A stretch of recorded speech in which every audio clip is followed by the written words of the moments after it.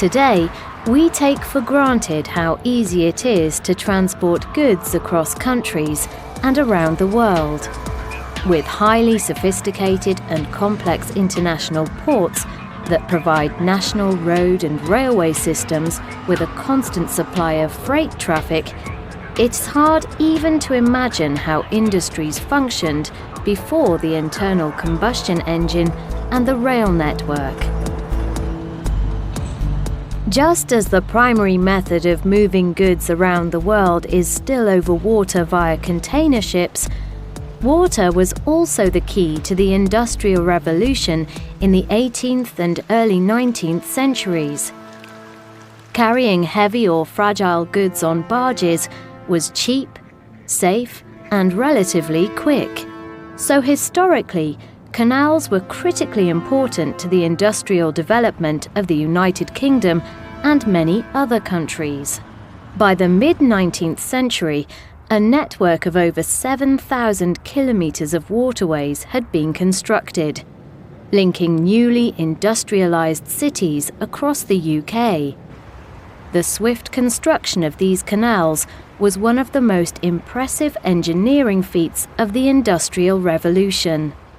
But the United Kingdom isn't flat, and the hills and mountains created an enormous challenge when it came to building a network of canals that could cross the entire country.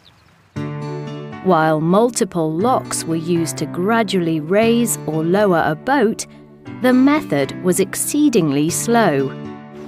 And for the engineers of the time, finding a way around this issue proved impossible.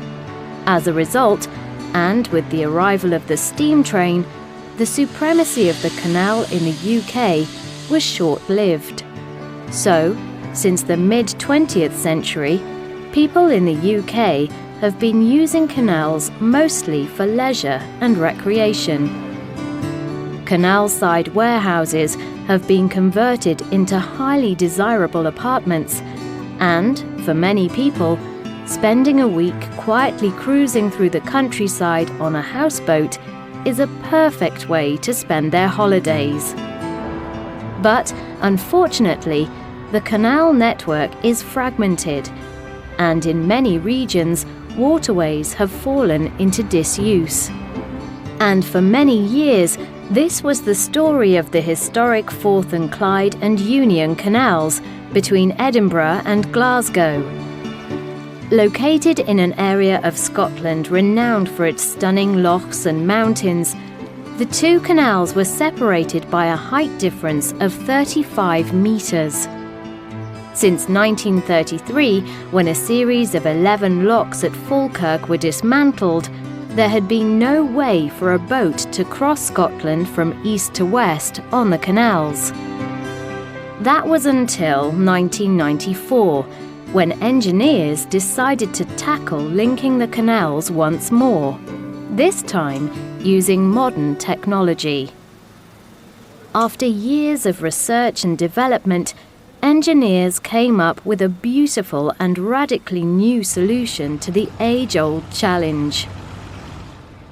This extraordinary structure is the Falkirk Wheel, a 35-metre-tall steel rotating boat lift with two gondolas that can lift boats up and down between the two canals in just 4 minutes, using less power than it takes to boil 8 kettles. At a cost of over £17 million to construct and using 1,200 tonnes of steel, the wheel opened to the public in 2002. Today, it's a popular tourist attraction, with visitors, young and old, keen to experience the unique sensation of being in a boat and rising up through the air as if by magic. Obviously, it's not magic that drives the wheel. In fact, it's 10 hydraulic motors and a series of linked cogs that turn the massive arms that support a water and boat-filled gondola at each end. All of this is made possible by clever engineering and the application of Archimedes' principle of displacement. This basic principle of physics guarantees that the weight of any boat in a gondola will displace an exactly proportional volume of water, so the final boat plus water will always remain the same. It's this precise balance that means a minimal amount of energy is required to rotate the gondolas from top to bottom around the massive central spine. The giant mechanisms controlled by computer and constantly monitored to guarantee the safety of everyone using the wheel.